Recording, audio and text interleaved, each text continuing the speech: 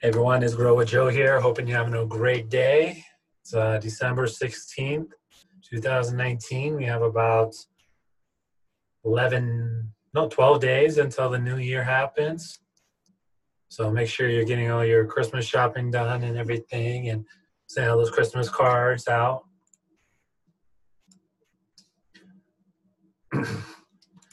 Well, for myself, just been busy with work and everything, just trying to get everything situated. Just fixing up my website, fixing up some other marketing things. I'm also working on book 2 and 3 right now, where I just have to edit them. So one of the things I do for Grow with Joe, and if you don't know what Grow with Joe is, it's a financial planning company that combines financial planning with self-development coaching. So my podcast mostly is for self-development. It just gives you more ideas on how to make better decisions with your life. And that's the key thing in life, is learning how to make better decisions. So if you can do that and minimize your bad decisions in life, like, you can be in a pretty good spot. And so right now I'm just getting the Facebook Live started.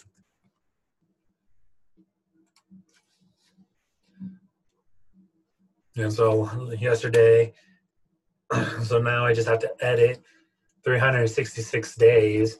So I get about 15 days edited in about an hour and a half. So it's going to take me about 2 weeks for that. The other book I'm working on, More You Know, More You Flow, most of that editing is already done. So I just have to compile it and get everything ready for that. So a lot of my time yesterday was focused on that. And just trying to get things done for the upcoming year, 2020. Typically, things are pretty slow in December timeframe because people really don't want to talk about financial planning during this time period. So, but I got stuff lined up for next month. So excited about that. But like today, what we're going to do is talk about my book, More You Know, More You Grow. It's available on Amazon. Just type that up. The ebook, I believe it's like $1.99 or $2.99. Physical copy book is $9.99 on the Amazon website. And so basically what I do is my goal every year is to read 36 books a year, because that's the average number a CEO reads every single year. So if I'm trying to be the CEO of myself, then I'm going to do what CEOs do. And you got to realize that success leaves a trail. If someone is doing something successful, then you should kind of do what they're doing. And the successful CEOs read 36 books a year. Oh, excuse me. Kind of dry here in Mexico City. So that's what the book is all about. Is just to give you more lessons on how to give you strategies to help you live a good life. And the chapter that we're going to talk about today is the fortunes and the follow-up. So you got to realize that things rarely happen on the first try. They're going to happen on the third, fourth, most likely 8th to 12th time of reaching out and following up on something before you finally get a yes. So things rarely happen on the first try. And you got to realize that life is a game of numbers. The more you try, the more opportunities for getting lucky you're going to have. And so there's this really good stat in the book that talks about fortune in the follow-up. And what is it? I think it's right. And it says that there was a study done by the National Sales Association, I believe, and they said that 48% of people never follow up with a new prospect. So if you don't call your people, they're not going to know about what you're offering or what you're offering. And then 25% of people make a second contact and stop. 12% make a third contact and stop. 10% make 3 contacts or more, And 2% of sales are made done on the first contact, so very low percentage. 3% of contacts are made on the second contact. 5% of sales are made on the third contact. 10% of sales are made on the fourth contact. And 80% of sales are made between the fifth and 12th contact. So if you're trying to get a new job or trying to do anything in life, you got to realize like success doesn't happen on the first try. It's going to come on between the fifth and 12th contact. And if that person doesn't work out, then you got to have another person to follow up with. So like it all really depends on what you're trying to accomplish in life. Like if you're trying to lose weight, the fortune really is in the follow-up. The more consistent you are with your diet, with your exercise and everything, then eventually you're going to see a result if you're stay consistent with it. So the fortune really is in the follow-up with exercising and having the right diet. Like if with your career, the fortune is going to probably be in the follow-up. So like if you're trying to get a promotion and everything, make sure you're following up with people in your network to make sure that they can give you a good review to make sure that, yeah, this guy is definitely the one that you want to hire and give a promotion to. They're really good to go. So if you don't follow up with those people, then they can't tell your supervisor or whatever, hey, I don't know what this person is doing. Like, but if you follow up with those people and say, hey, this is what I'm doing. Hey, this is what I've been working on. Is it pretty good to go or whatever? So you want to follow up with them. You also want to follow up with your supervisor. You don't want to meet with your supervisor once a year. You want to meet with your supervisor periodically. One, to know if you're moving in the right direction. And two, just so you stay top of mind to make sure that you're not forgotten. Because the squeaky wheel does get the oil. If you don't toot your own horn, then there's no music is going to be, your music is not going to be heard. And so like, if the fortune and the follow-up applies to all parts of your life, with your physical self, like if you want to like I said, have good health, your career, your relationships, like make sure you follow up with those ones in your inner circle and just make sure that, hey, is everything going right? You don't want to let something go for a really long time and realize like, hey, things could have been fixed a long time ago. Now they're so much worse because we didn't follow up. And like one of the things I'm doing right now with my younger sister is like I'm helping her out with her business and everything, and I just have to follow up with her routinely just to make sure she's doing the right things to help her out. And that's something I want to do for her and make sure that she's successful. But like the key thing is you got to follow up. Like I want to make sure she's successful, and I'm going to follow up with her to make sure like everything is good to go. And every day I reach out to about like 5 to 10 people in my network and just to follow with them, just see how they're doing. How can I help them out? How can I be of service to them? And just like, hey, if I can help them out, that is good. And then down the road, if I need some help, then, hey, I could reach out to them. The worst thing you could do is be like, hey, I need this favor. I know I haven't talked to you in 3 years. Can you help me out? Like, that is not going to work. If someone did that to me, I'd be like, I'm sorry, I can't really help you. I'm busy focusing on these other things. But if it's someone that's like, hey, I've been keeping contact with me, helping me out when I need it or whatever, or just like saying, hey, how's everything going? And like, I'm going to be more likely to help this person out.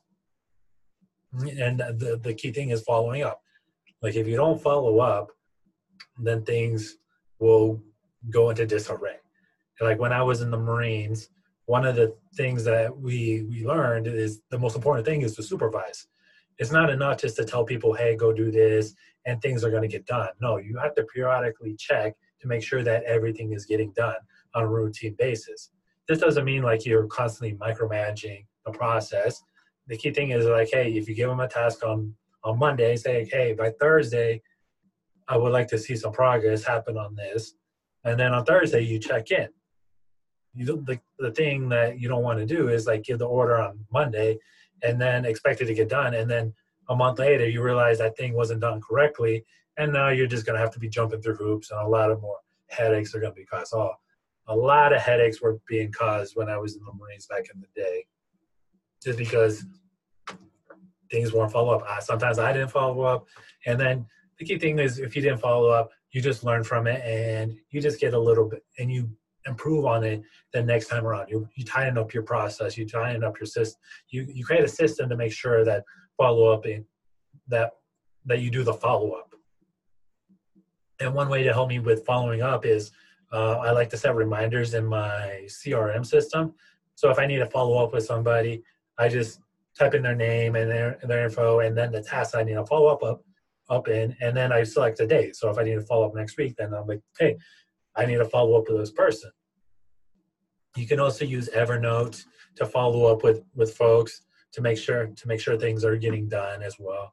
I haven't really used Trello yet, but that's something that people use to help them with the processes and following up on. So like, don't keep it all in here. You write it down somewhere, and have a reminder to help you follow up. Yeah, if you have to keep everything in your mind, things are going to fall through the cracks. You got to have a system. So I use my CRM, it's called Wealthbox, and then I use Evernote to keep track. There's also something called Boomerang in Gmail. So if you send an email, you can select, you can get the Boomerang add in, and then set a reminder, say, hey, follow up in this in 2 weeks or a week or a couple of days. You decide, but it's going to tell you, it was going to remind you, like, hey, you sent this email out 2 weeks ago, you haven't heard anything. It's probably good to follow up. And when you follow up, if someone doesn't like pick up their phone the first time or whatever, don't assume that they're trying to avoid you. Just assume that they're busy and you should try again. Things happen. Like, I receive text messages and phone calls, and I'm like busy at the time. I'm like, okay, after I do this thing, I'm going to reply. But then when I do my thing and then I look at my phone, I forget and I get distracted. And then it was like a month or 2 months later, I'm like, oh crap, I forgot to follow up. And then I send a quick message. So like, things happen. So make sure you follow up. Don't assume that people are ignoring you or forgetting you. They just get busy. I get busy. Other people get busy. I'm not the most important person in somebody's life. And you got to realize your phone, your email, your text message is a convenient place for you to focus on somebody else's agenda. Yeah, that's what it is. Every time you look at your phone for something, you're focusing your attention on somebody else. You might make you feel good and like learning about this new things, but that's what it really comes down to, is your phone, your email, your text messages are a convenient place for you to focus on somebody else's agenda. And so I know for me, I got important things that I want to accomplish, and I just have to, and things just happen. So if I don't follow up with people, probably because I'm focusing on these other things and I haven't got to it yet.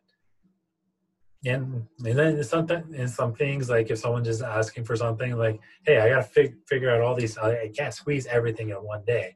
I have to focus on, but like, I do take time to follow up with people if they've reached out to me. For the most part, like, I'm pretty good at it. And it is, if you do it routinely and following up, it's just going to provide you more opportunities. It might provide you a new job opportunity. Following up with your health is going to give you better health. Following up with your relationships is going to give you better relationships. So it can be annoying not to hit something on the first try, but that's just what life is. You just have to accept it. And once you accept it and just learn how to follow up, then a lot of good things are going to happen in your life. So that's something I talked about in this chapter. More you know, more you grow. How to get better every day. If you want a copy of the book, it's on Amazon. I'm also still taking on folks to do financial planning and development coaching. So if you want to get some coaching on how to get a better career, better health, better relationships, we can sit down and help you get over that. I'm also really good at time management. So I will put a link for my Calendly so you can schedule a meeting, or you can send me an email at info@growwithjoe.me as well to set up something as well. And the basis of my coaching and financial planning is just to like take you where you are right now to where you want to go. And by giving you strategies and a game plan to help you be the person that you want to be. So if you want to be the person that you want to be, just reach out to me and schedule a meeting. And yeah, and so that's all I got today. And like always, if you go with Joe, you can grow with Joe because Joe knows Joe and he can help you out. All right, take care, everyone.